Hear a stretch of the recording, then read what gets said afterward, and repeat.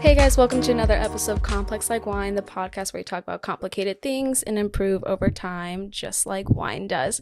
This week we have Ian, and if you're on YouTube, you can probably tell the setup is a little different. I got new mics, and this is the first time I'm getting to use them, so I'm very excited. I hope the audio sounds much better if you're listening, so we'll see. And something new that I'm going to start doing is, if you're familiar with the card game We're Not Really Strangers, I'm watching my cat eat my cactus, so. Oh, wow. Oh gosh. Hold on. He's attacking my plant. Okay, Shelby. Kitty cat. Hey, he is this. Is that a real cactus? Yeah. Oh yeah. No. He is destroying that thing. No. Okay, you're coming with me. So I'm on the new mics. We're on the new mics. Nice. I'm like trying to. Okay. Good. Yes. So yeah, new mics, new setup. So hopefully this sounds better. Shelby, say hi to the people on YouTube. I'll let him go now. But yeah, so how the card game works, there's 3 different layers. Or 3 different levels, and each level gets much more deeper and personal. So I think we're just going to start straight to level 3. Are you down? I'm down. Hell yeah. Okay, I'll let you pick a card first then. Okay. Level 3. Mm-hmm. That's the deep stuff. The deep stuff. Reflection. It's a wild card. It says admit something. Oh, okay. Okay. I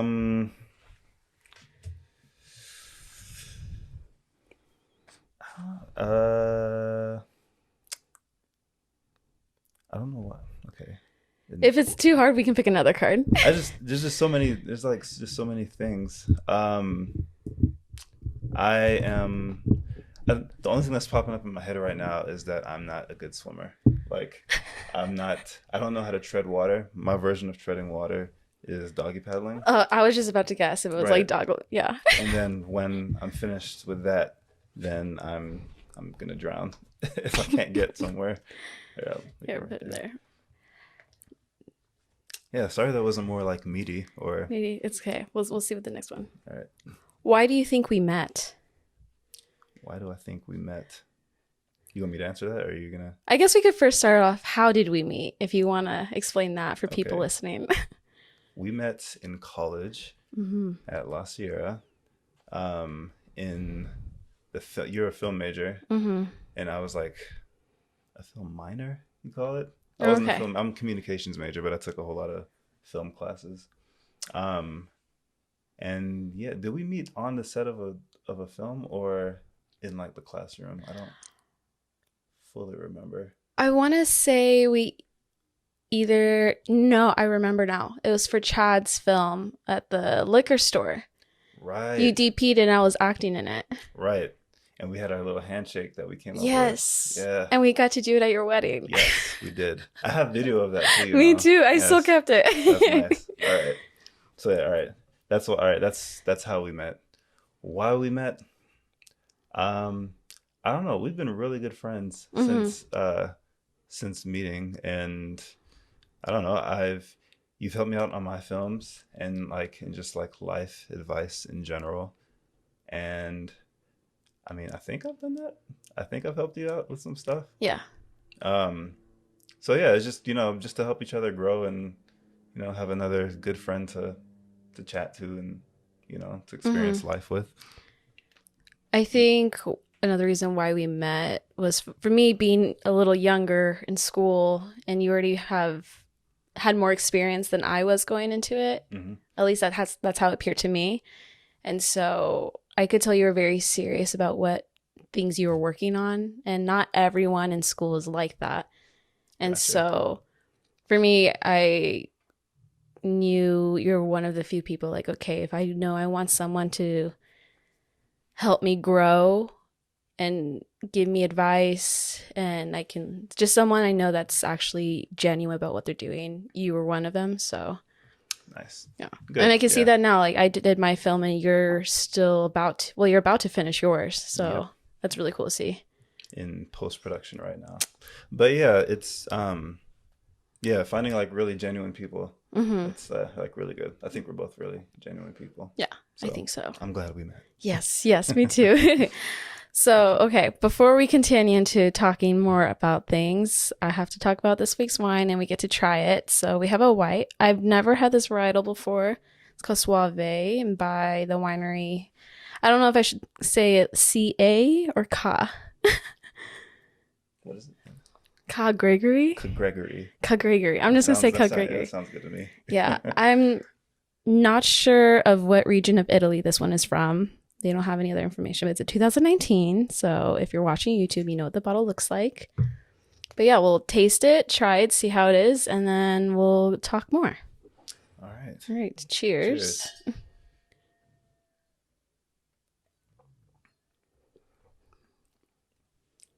That's good. It's like sweet and like kind of like brute at the same time. Yeah. It's like a good mix. You like the sweetness comes first, but then you get that crisp flavor at the end. Yeah, that's nice. What? Suave. Suave. I've never had that grape before, but I do like it. Yeah, I'm to get a bottle of that. Yeah. My wife will like that. Ooh, okay. Yeah. You'll have to show Sarah after. Yeah. But yeah, so before we got together today, my cat's just jumping around everywhere, so sorry. Watch the cactus. Well, first, I guess some of the experience or like advice you've given me is you're married. And so you have the experience of like being in a relationship. You have 2 beautiful girls. Right. And so just you're like, I guess, kind of in the next phase of your life that I haven't reached yet. Right. Do you think there's times where you can see a bit of the difference with your friends that still aren't married or haven't reached parenthood and all that stuff? Or is there any advice like for people like me that you would give them?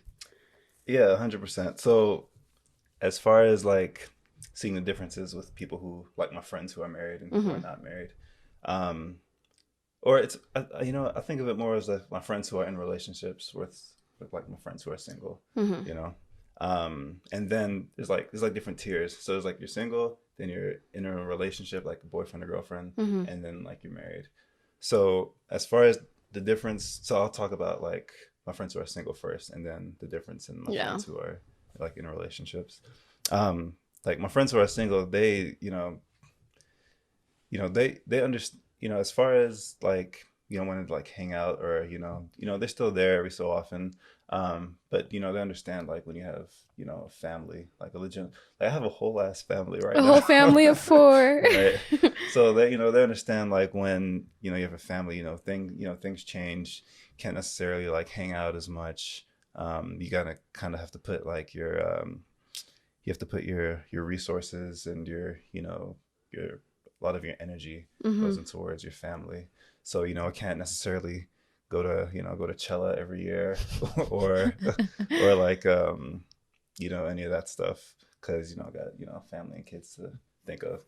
Whereas, so like my single friends, they're kind of just, out and about, doing, the single thing. Living their best life. Right. Exactly. Not that, I was nervous about saying that because it's not like married life is, bad or anything. It's just different. You know? I feel like that phrase is thrown around so loosely that people are like, oh, go live your best life. Right, and like, exactly. what does that mean really? Right. Yeah. Exactly. Yeah. And then with my friends who are in relationships, they kind of get it a little more because now, in a relation, I mean, you're in a relationship, yeah? No. Oh, shit.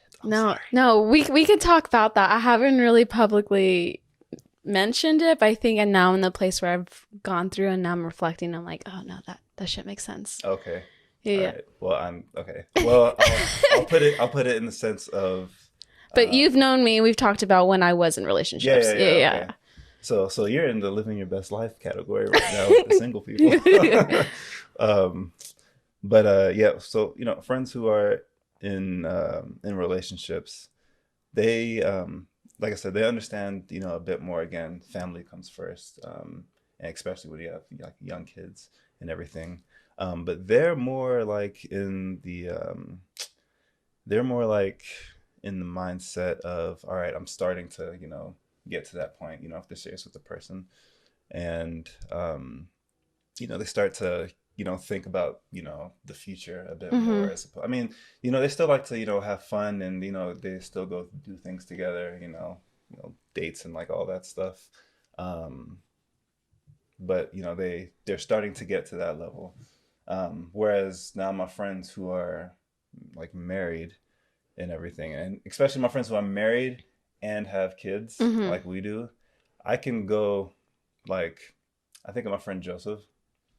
I can go like 2, 3 months without seeing him or talking to him like at all. But then when we finally do see each other, it's just like, hey, what's up, man? Yeah. Because we know like we're busy with our families, our jobs, and everything in between. So they just know like, you don't have to explain as to what's going on so much, because they Mm-hmm. just get it. Yeah. You know. But definitely, just kind of, I mean, yeah, yeah. Yeah. I was gonna say something else, but I don't think I need to. I was gonna kind of joke around saying, the petty side of me is just like, my friends who are like single and stuff. They need to hurry up and kind of get Catch up. moving with it, yeah. Like, quote Because unquote catch I'm up. starting to get to the point where I'm like, all right, I'm like the only one out of my, like, me and like a couple people out of our big friend group who have kids, and then I'm like, all right, when's everyone else gonna catch up? My kids, they need like friends to play with, and like, stuff like that. But Like, when are the next weddings that we right, can like go exactly, crash and like have fun with? for real. Yeah, Like, yeah. man, like I've been waiting for like a wedding or like a party or like something. Um, just to, because we've been locked down for like the past like year and a half, so it'd be cool to, get out and do something. Yeah, this pandemic has been wild. I Yeah. was gonna say, I think one of the last kind of more personal conversations we had was you giving me relationship advice because you were about you were you about to get married, or no, you just got married? It was when we were heading up to film the wedding. To film my wedding? Not your wedding, but the wedding we did. And okay, yeah. Was your Yeah. wedding before or after that? That would Was that it was before? after. I think Okay. that was after, Yeah, yeah. yeah. That's when you introduced me to Odessa. Or that, Yes. yeah, Yeah, yeah. yeah, yeah. Yeah, I remember. Yeah, that yeah, and you had to take over driving for me because I was so tired.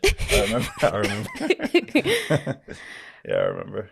But yeah, I remember again you being older in the next phase of your life, me like listening and taking what you had to say seriously Hmm. because it's hard when you're within your peer group and you get advice from your peers that only know as much as you do in the sense of when it comes to relationships and being married and all that. And Hmm. so hearing from you was like, oh, okay. Yeah, like I'll take your word for it. Right. Yeah.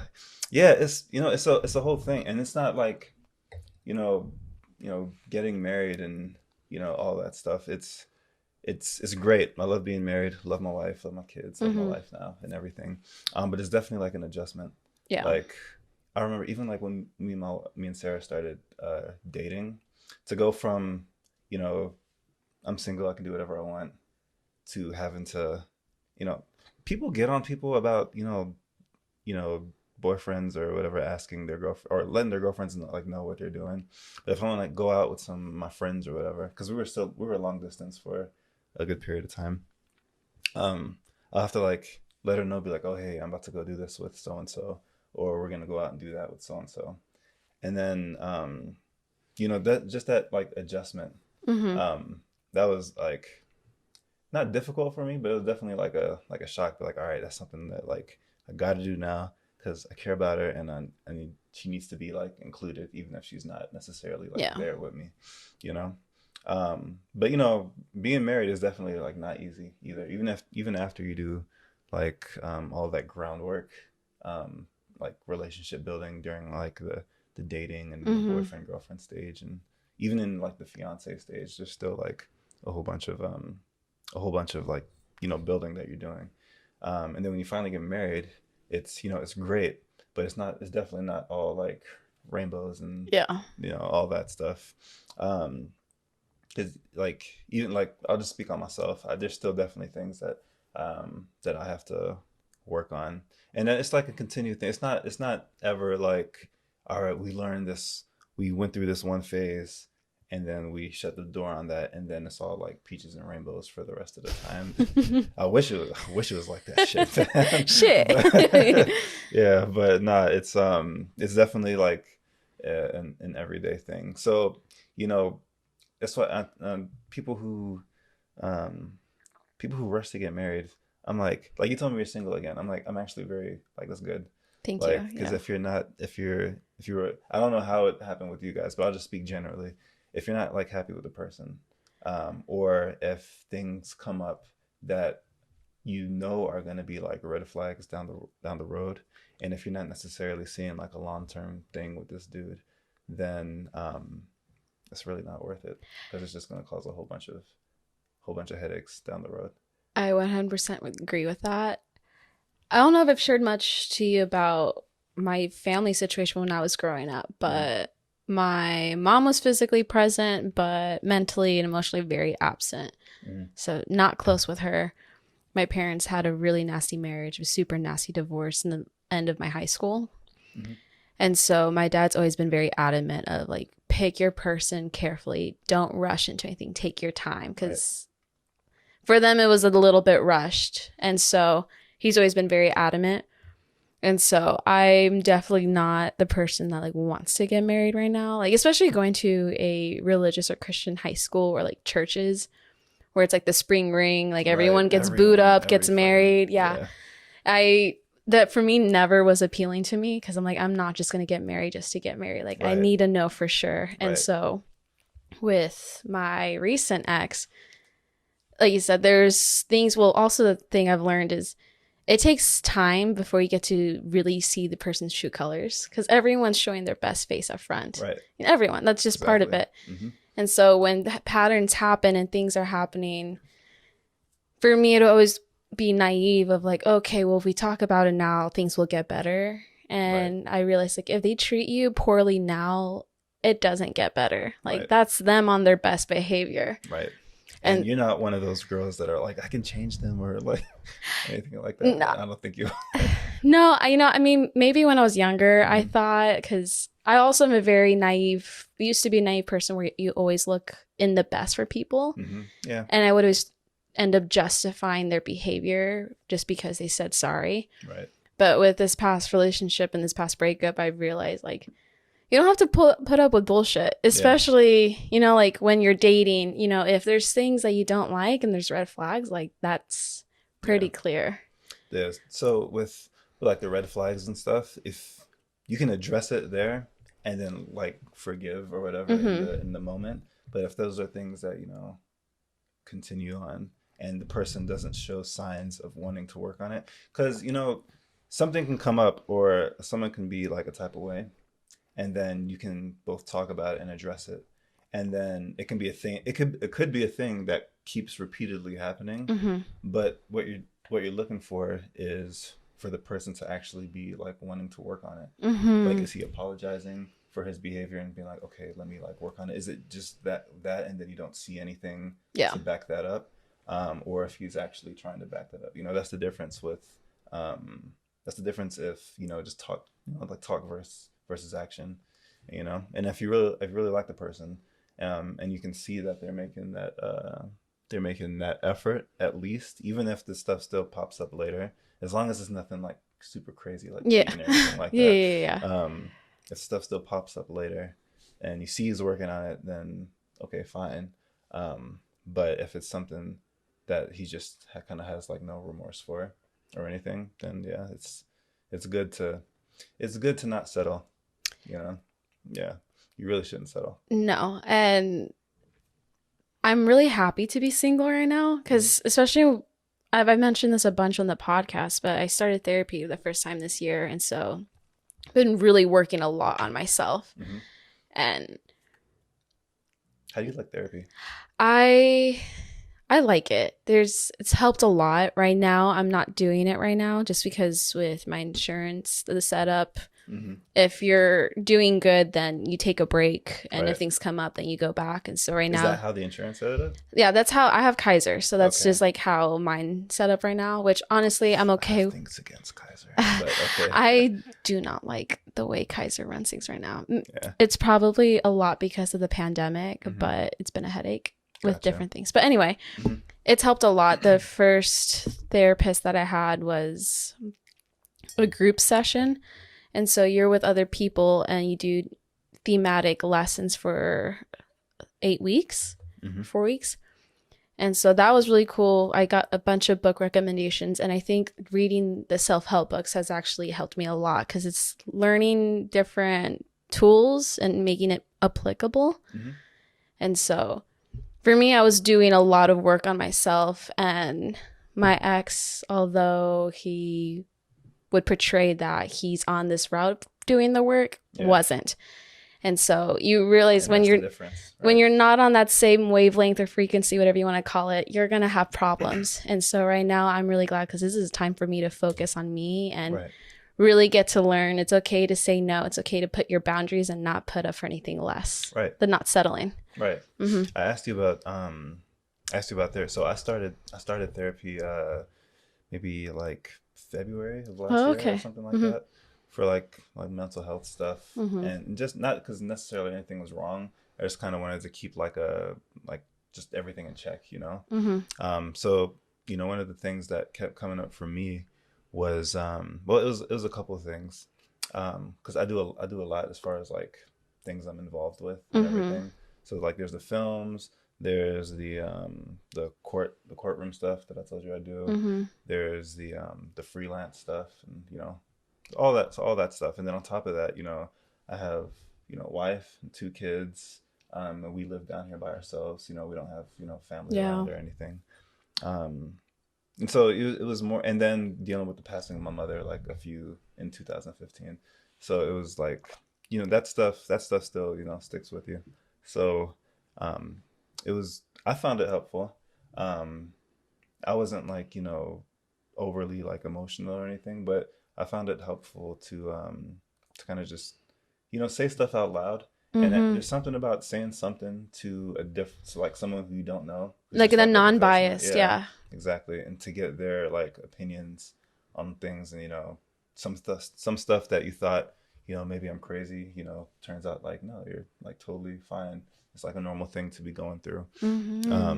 So that's why I asked about it. So I'm glad that you were Yeah. you're doing that for yourself. I never did therapy or anything before this year, and I suffer with anxiety, and so there's just a lot of things I just didn't know how to handle or how to approach it. And so I have pretty bad anxiety also. yeah, So yeah. it's the whole thing of having someone dedicated, like their job is to listen to you, and they don't judge you. They're actually just there to just learn about you and help. And so just being able to talk out loud, you get to learn things about yourself too. And if there's patterns of the way you think or the way you say things about yourself or to others, you get to figure that out. And so it's like a whole learning experience for sure. Right. Yeah. Yeah. I think it was very beneficial, especially to my mental health, to get that stuff done. Specifically with like the passing of my mom and everything. It's just like a bunch of emotions and stuff that you hold in. And then I found myself getting like I dream about my mom maybe like twice a month ever since she passed away. And so at first that stuff really used to bother me because I miss my mom and like all that stuff. And so I'll like wake up like crying and like or like I'll wake up in like a panic attack or something, all that stuff. But after going through therapy and you kind of like talking the stuff out, I still have dreams of my mom, but I think of it more in like a different light rather than like oh man, I'm seeing my mom in my dreams and I'm so sad she's not here. I kind of like look forward to when I have dreams of my mom now. So then as opposed to like the opposite where it kind of like totally like stresses me out. Like a trigger, but now. Yeah, exactly. Yeah. Now it's like, oh man, I can't wait to see my mom's in the dreams because right now that's the only place where I can't see it, So it was beneficial, in that way. Have you noticed any patterns of like when the dreams of your mom pop up, or is it just they kind of come up randomly within the month? Yeah, I think right, it's random. Yeah. Yeah. But it has been the only pattern I've seen is that it's literally maybe like twice a month Mm. ever since she passed away. Um, so that's the only pattern I've seen, which, it's Mm-hmm. something. But as far as like when in the month or like if I'm feeling like super stressed out or, anything like that, no, I think it's totally random. Yeah. Yeah. My brain just decides to just, Dreams are weird. yeah. There's some nights where I wake up, I'm like, what the hell is that? There's sometimes I have dreams and I'm so pissed off when I wake up because I want them to be real so bad. Like I had a dream. When I was a kid. So keep that in context. Okay. I had a dream that I was a Power Ranger. This is like when I'm like 8 and 9 years old. I was gonna say, was this like 2 years ago? Right. I mean, I still watch the Power Rangers to be honest, but all right. Anyway, I had a dream I was a Power Ranger and I woke up. I was like so pissed off because it wasn't real. Or like the dreams where I'm like learning to fly and like all that stuff. I I I would legitimately be angry for like the first hour of the day. You're like, After I what wake the up. hell? Right. Slams table. Right. Damn it. Yeah. That's literally you're joking, but that's literally. Yeah, ask Sarah. That's funny. Yeah. So now, since we talked about anxiety and the stresses of, being married, having kids, and then work and stuff, Mhm. how has being like now you're done with school for a Mhm. little bit, you've been done, and now you're like full working, full family. How does like imposter syndrome or doubts and stuff play a factor into, since you just finished filming your film and now you're Right. post-production, like with career? Right. How does that work for you? Yeah. Not easy. It sucks. Yeah. Yeah, it's the whole juggling thing, really, because yeah, you want to make sure you have time for your family and for your kids, but at least, with me. Hmm. But then I also want to make sure I have time to do, things I actually want to get done. A lot of people, it either goes one of two ways, once you graduate college, or, whichever, graduate and then, most people, they just go look for a job almost right away and they kind of get like stuck there. And then they kind of put their like dreams and, their goals and all that stuff on the back burner. And it especially gets more difficult as like, let's say you graduate, you find a job, your stuff get put on the back burner, you meet someone in between that time, get married, have kids, all that, then your stuff really goes on the back Hmm. burner. Um, so a lot of people fall into that. I won't call it a trap because that's how life goes. But a lot of people fall into that pattern. Hmm. So for me, it's really important to make sure, because my whole reason in moving out to California to start off with, because I'm from DC originally, or Maryland originally, um, my whole thing with wanting to move to California was I wanted to make movies. And it doesn't matter if I'm making like a small indie thing like what I'm doing now or like a giant like Hollywood type thing.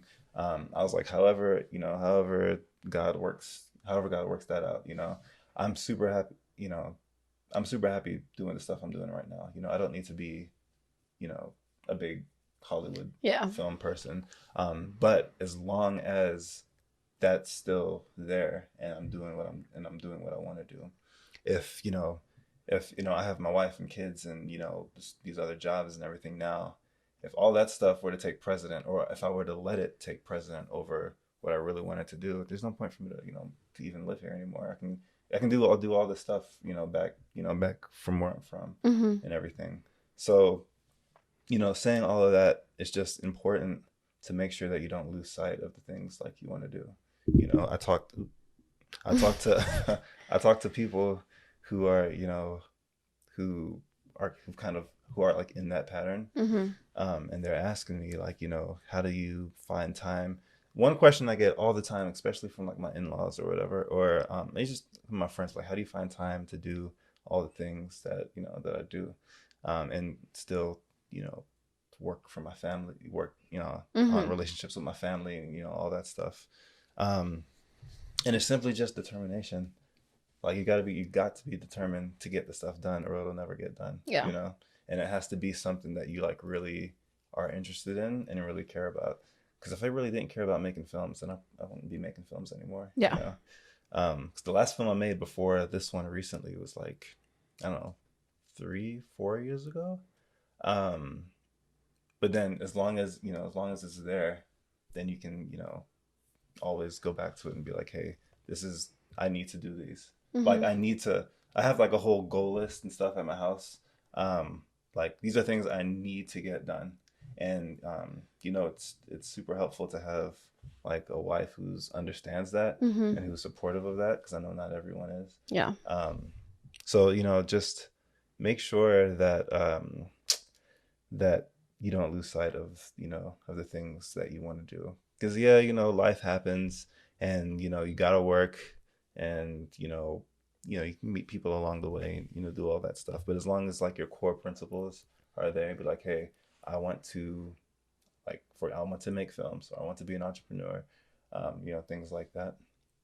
As long as no one is like stopping, as long as no one in your circle or anything is like trying to put you down from doing it. First of all, if people in your circle are trying to put you down from doing that, then they cut need them to out. not be in your circle. Exactly. Right? But yeah, just as long as you like, if this is a line, you're right here, and the goal is I need to be here. As long as you're moving toward that, then that's good. That's how I deal with it. I just always have like, hey, my goal is to be a successful entrepreneur and filmmaker. I'm gonna keep working on things here and there throughout, because I'm not in a rush. That's another thing that's important. You don't need to rush to get these things done, as long as you're steadily moving toward getting them done. That's a good point. My end goal is this. I'm moving here and there and setting myself up to get to that point by doing things here and things there. As long as you continue on that path, it doesn't matter if life gets you or whatever, or you're with your wife and kids, or all that stuff. Because as long as you keep steadily moving towards that, then eventually you'll get there. And at least that's what they tell me. That's funny. Right. When you finished your previous film, did you face people that were already like immediately after it was done asking like, okay, when's the next one? When's this and that coming? And do you ever have the problem with like that pressure of like, oh God, I have to deliver? More so like a few years ago. But right now because people have already, this film isn't even finished yet, and people have already asked me what I want to do next. Yeah. I have an idea of what I want to do next, but I told them it's like I'm not gonna make another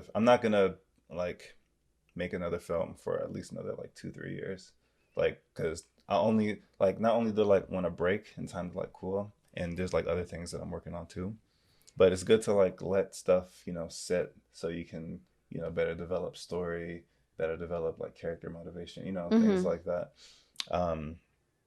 To me, that's way better than just kind of busting something right out because you're kind of like on a roll, Yeah, or whatever. My whole mindset with all of that is, if it's good, then it doesn't matter if you wait like 10 years to make another film, or something like that. I don't know, I just think as long as you take your time, that's my whole thing. Like, don't rush.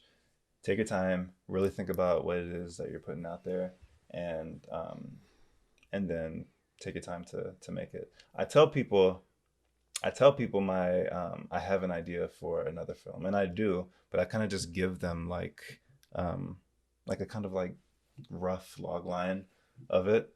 And I tell them like I'm gonna get to it when that's next up, but next up isn't gonna be for like another couple years,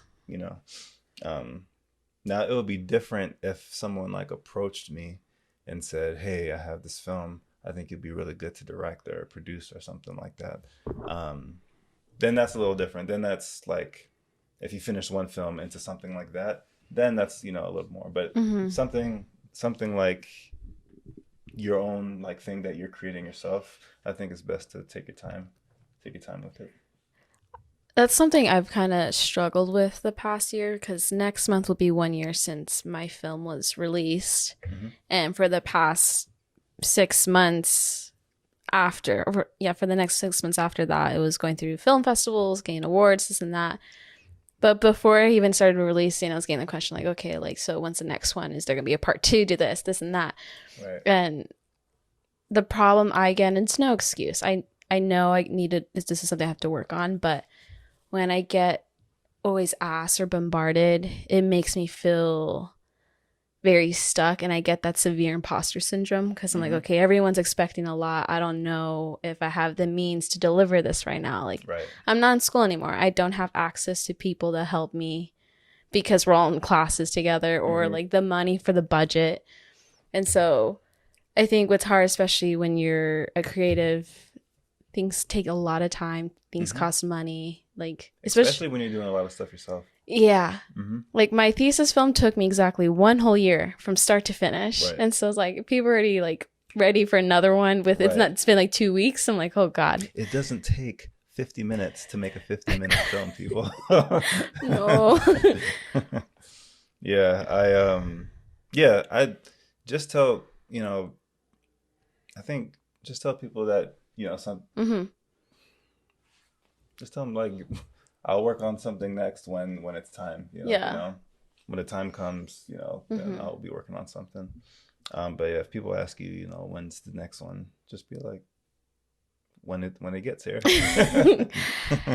That's pretty much what I tell people. Yeah. I think it also really ties a lot into mental health. For me personally, if I'm mentally not in an okay place, I can't deliver creatively. Like, there's a huge blockage. I'm not in the headspace to like pour my heart into something. Right. And so. Yeah. And you know what? That's probably a good explanation as to why it took me quite a long time to get, this recent thing together. Cause if you're not, cause it's like waves, you know what I'm talking about? Like there's like the waves come and then they go. So sometimes you can be like right in the zone and then you can get like a whole bunch of work done. And then you just get into a rut, and the rut can just either be like tired, or it can be, life, situations in life that come up. And if there's situations in life that come up, then, that could set you off like a few months. Yeah. So yeah, for example, this popped up in my head. I worked on Faith, the film. And then after we finished, we took like 2 weeks to shoot it. And then after that, I was like so hyped. I was like, okay, let's go. I'm gonna just go spend like a whole 24 hours straight working on a rough cut and getting everything done and all that stuff. And then I got called into my work in the courthouse. And it was supposed to be a week. That week ended up turning into like 5.5 weeks that I was there doing court stuff. And then that totally, because I kind of have to like switch my mind from like creativity to like more just like courtroom presentation stuff. And so that 5.5 weeks like screwed me as far as like my my stride in wanting to get the film done. Because after that, I didn't even start editing. After I worked that like 5.5 weeks, quick caveat, because I know people will be like, 5.5 weeks, I go to work every day, and like all that stuff. Yeah. But it's 5.5 weeks of working like 18, 19 hours a day, so it's really like burnt out. Yeah. So after that, it was maybe like 3 months before I even looked at a first rough shot of anything of the film.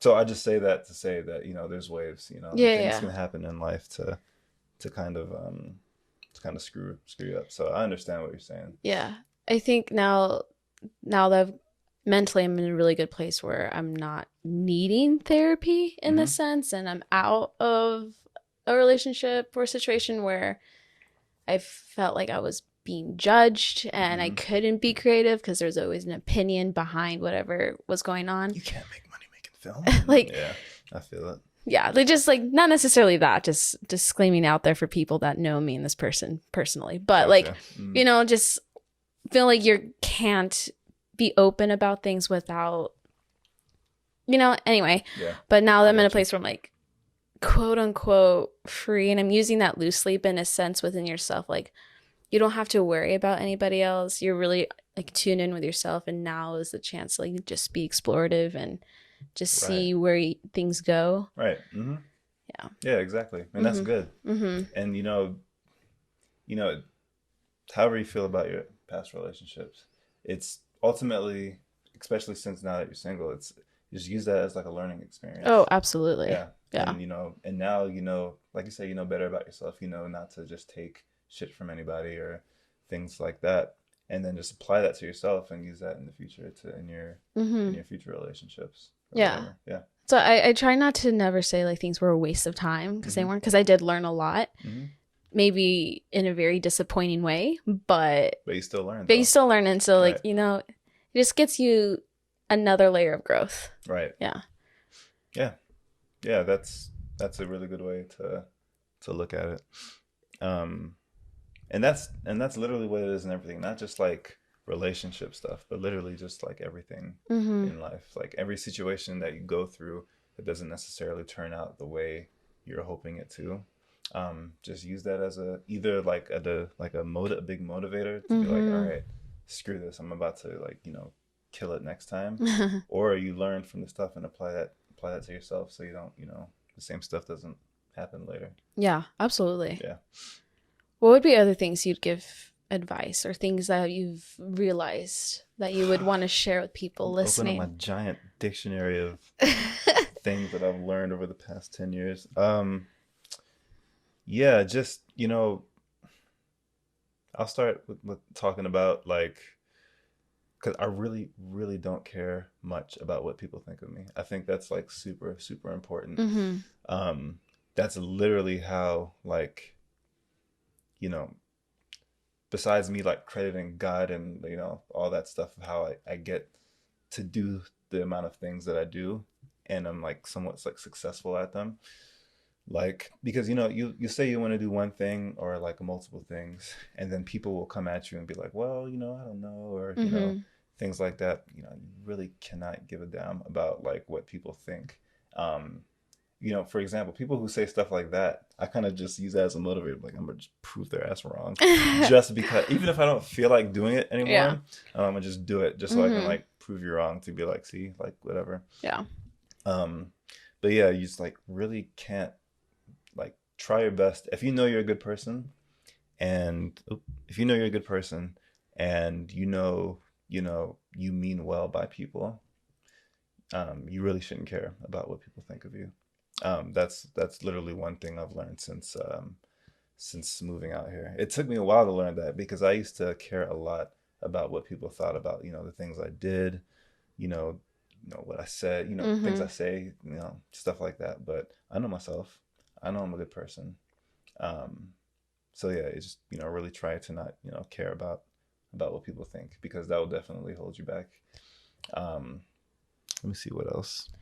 I want to pick up on that really quickly. That's something I've finally gotten to a point through therapy. Right. Because I've always been very harsh on myself. And if I ever like had one slip up, my immediate thought was to like bash myself, because I assumed that's what people were going to do about me. Right. And always didn't want to be a failure or to other people's perspective. Fuck those people. You're dope. That's what you gotta tell yourself. Like, yeah, thank you. Yeah. But yeah, now it's to the point, like, especially with the stuff I post on TikTok and Instagram for the podcast, like my weekly videos, I really had to get to a point where like not give a fuck what people have to say or think. Right. And it's like takes a lot of vulnerability to get to that place. No, it's for sure it does. But I'm glad you do, because it's like life unlocking. Once you like unlock that level, it sounds weird, but like once you get to that level, like you said, like we're at, it literally unlocks like a whole other like world of stuff that you can do and get done, because you don't have that pressure of well, what if I do this and people like start laughing at me or whatever, and things like that. Even like creating a podcast and doing all that stuff. There are millions of podcasts. But yeah, you have to kind of have that, like, hey, I'm going to start a podcast, like, no matter what. And then you did. And then here we are. Now it's here. And I won't say it yet to people, but like there's some exciting stuff happening next month with the podcast. So Nice. it's like little, See, there you yeah, go. like what I shared with you earlier. So it's So like, you unlock. See, so it's like life unlocking because mm-hmm. because let's say, who's to say you would have gotten to that exciting stuff that's coming if you were being so worried about what people think of the Yeah. podcast and Mm-hmm. doing all that stuff. You Mm-hmm. wouldn't have been able to like go out there, promote yourself in order to get the thing that's coming. Yeah. So, Stay tuned. right. So yeah, no, that's really good. Mm-hmm. Yeah. So yeah, it and not only as far as like getting to different levels of life and all that stuff, it just really helps like yourself, not really caring. Once you say to yourself, I'm not gonna care about what other people think of me, it it kind of it's like a freeing like kind of thing. Like once you say it Mm-hmm. to yourself and you actually mean it and like feel it, Mm-hmm. then it's like a whole world like opens up. This all reminds me so much of a book I'm reading right now called The Untethered Soul. Hmm. And it talks all about spirituality, your ego, and when Right. you say like not caring what people think, it's not an egotistical thing. It's just being Nope. so grounded with yourself that you can just let things go. Right. And I really love this book because it talks a lot about like when you're so caught up in your ego and like your fragile personality and the way things are perceived, and you have to have things constructed in a way that fits you best. Hmm. If things come like how someone thinks of you, like a comet, some little bump in the road, you harbor it and you can't Right. move past it. But there's something about just letting things pass, acknowledging it, but then it's gone. Like that's it. It doesn't Right. have to be anything bigger than that. Right. That's huge. Exactly. And it really, really helps, Mm-hmm. like a lot. You know what? I will say the only person who I'd say I actually care who thinks is my wife. And that's she's That's my wife, so important. Yeah. yeah. So I don't want I don't want to come across as like I ask for my wife's advice all the time, so Yeah. I don't want it to be like Sarah's great. yeah. Mm-hmm. But what I mean by that is like outside people, Mm-hmm. people who are trying to stop you from getting to where you're going. Mm-hmm. Then that that it really shouldn't. Like we said before, if they're not encouraging you, if they're like putting you down, they don't need to be in your circle. That could be coworkers, strangers, your Right. friends, relationships, family. Yeah. Right. Mm-hmm. Exactly. Yeah. Yeah. We don't need those people. No, Yeah. they can go like Right. like the movie Meet the Fockers, or Right. like not in the circle of trust. Like Mhm. they can skedaddle. They can go and fuck off. I like that. Yeah. Yeah. Yeah. Let me see what else. Yeah.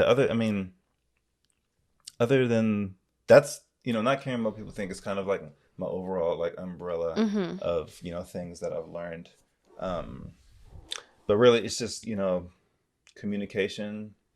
Super important to communicate with people. How it is you're feeling, what it is you're doing. That's super important to growing relationships Mm-hmm. and getting to a deeper understanding. And yeah, those are I'd say those are like the biggest things that I've learned.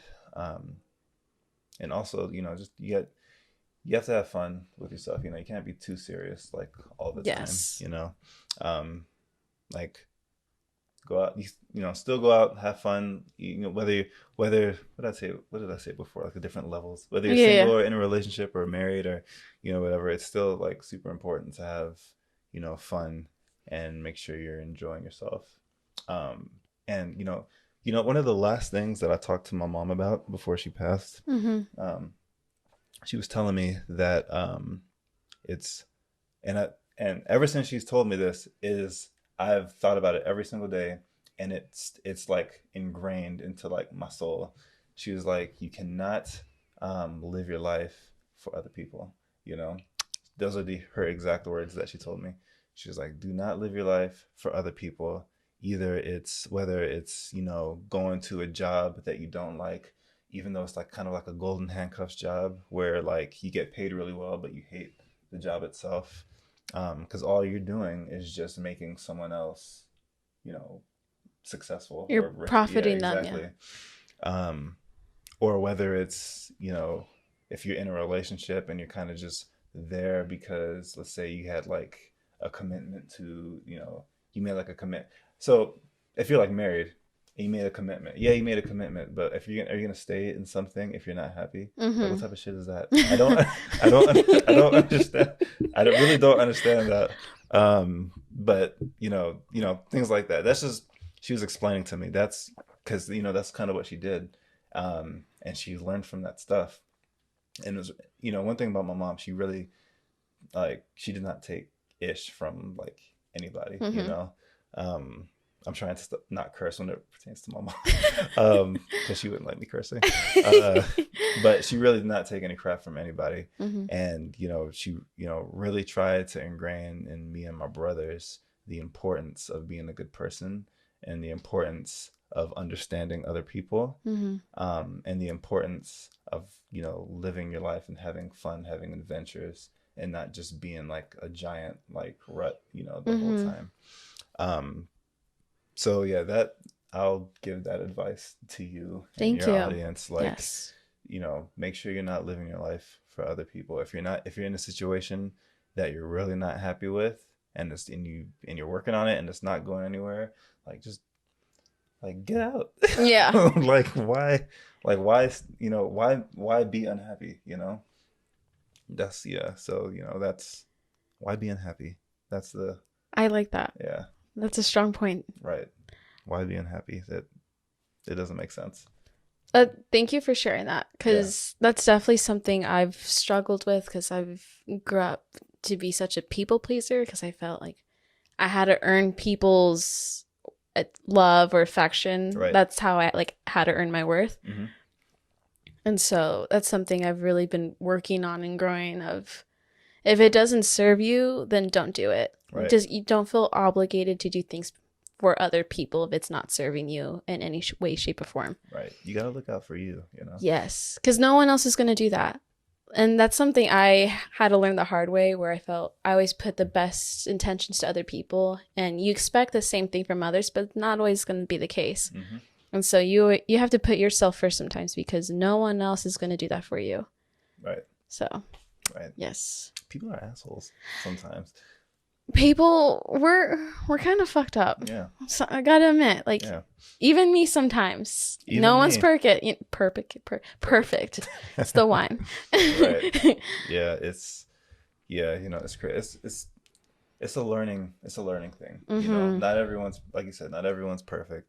Everyone learns every day. The difference is the people who actually want to learn and become better, or the people who are just straight up assholes, And this goes back to what you mentioned earlier, like relationships. If there's a pattern, or if you address something and you see there's actually effort to make that behavior change. Right. Exactly. It applies to anything. Yeah. Exactly. Yeah. Because I'm speaking to myself too. There's definitely things that I still need to work on, that I am working on.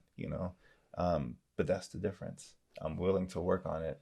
I'm willing to acknowledge that these are my, I have stuff going on and that I need to get better at them.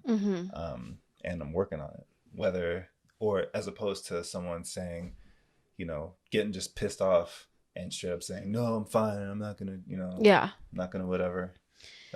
If someone's getting defensive, that's a sign. Right. However you take it, but that says a lot. Sign. Yeah, exactly. Yeah. Exactly. Well, I think that we ends on a really strong point. Right. Yes. Should we do one more card? Yeah, I was gonna bring that up too. Yeah. I want to get a better card. Than what I got. Let's see. Reflection. Wild card. Do you want to do another one if that one's not good? It says, "Give your partner a hug, not the crappy kind." I'll give you a hug, but I'll take another card. Yeah. It's kind of awkward to do a decent hug with all the setup. Not a crappy kind. All right. Another reflection. Based on what you've learned about me, what do you recommend I read? I think the one I mentioned, The Untethered Soul. Untethered Soul. Yeah. Okay. I have it here. You can take a picture of it. But yeah I think that one has been, making me reflect a lot. And so just everything we've been talking about, it really applies to that. Okay. Yeah. Nice. I'll check it out. Is there an audiobook of it? I don't know. Maybe. I'm not sure. We'll have to check. I don't know how Amazon's on that. Guys, no, I'll stop being lazy and read it. Yeah. You want to do one? Yeah, I'll do one more. Okay. Since we were talking about Power Rangers and stuff, what do you think my superpower is? Your real life superpower? And my real life superpower. Okay.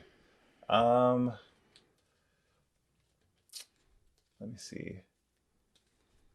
So are we gonna go like the Kanye route and be like, bipolar is my superhero, or something like that, or want me to just like make up a power that I think you would? Let's do both. Okay. I'm curious. Okay. Let's do both. All right. So the power I would make up for you to have, maybe like flight. I feel like that would be dope. I'd be down. Yeah, like Zara flying through the sky. Yeah. I'd want wings though.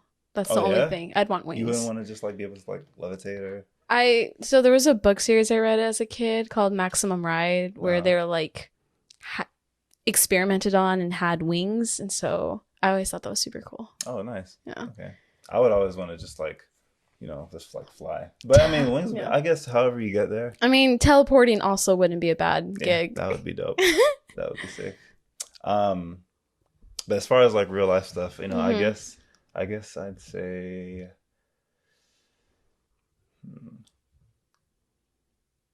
Maybe kindness. Maybe kindness is your superpower because you're very kind. Thank you. Like we met like the first day of that shoot, and then we just like hit it off like that. Yeah. So I'd say kindness. That means a lot. Thank kindness you. Is your superpower. Growing up in an environment where I didn't see much of that, and I didn't experience that from a lot of people, I always do my best to serve it forward and be genuine. Right. Good. So yeah, the world needs more genuine people. Yes. Yeah, the world's full of shit. Right. Now. Right. Lots of doo-doo. Right. Exactly. Yeah, man. Yeah. Well, thank you. Oh, you ran out. Did you want a little more to top it off? I was gonna ask, but I didn't want to be like that guest. No, it's okay. I have a little bit more. Okay. While we close out. Yeah. I'll have a tiny bit more that way. Okay. We can have a proper off cheers. Right. Yeah, I finished mine like 10 minutes ago. I saw. Well, it's all over the table Nice. and my hand, but it's okay. We'll clean this up after. Maybe I shouldn't have any more. Maybe. Well, it's okay. Okay, my apologies. I'll clean it up. I promise. Cheers. Cheers. Thank you. I can't believe I just spilled. This is the first time this has happened on the podcast, so this is funny. I'm okay. I promise. He's fine. It's just clumsy. Man. But yeah. Anyway, thanks for coming over and chatting. Yeah, no problem. Thanks for having me. It was fun. Hope to be on again. Yes. No, we'll have to do more in the future. I have like so much more to say. No, we'll schedule another one. Yeah. Then you can like have a bullet point list of things. Right. Yeah. Yes, that'd be cool. Yeah. People listening, thanks for tuning in again to another episode. I hope the audio sounds better or that the setup's working. So thank you. I hope you like the We're Not Really Strangers. If you want to maybe have an episode where just play the game kind of together, I would be super down to do that. So let me know in the comments or DM me, whatever. But yeah, thanks again. I'll have the links to everything in the bio like always. And we'll see you in the next one. Sweet. Bye-bye. Bye.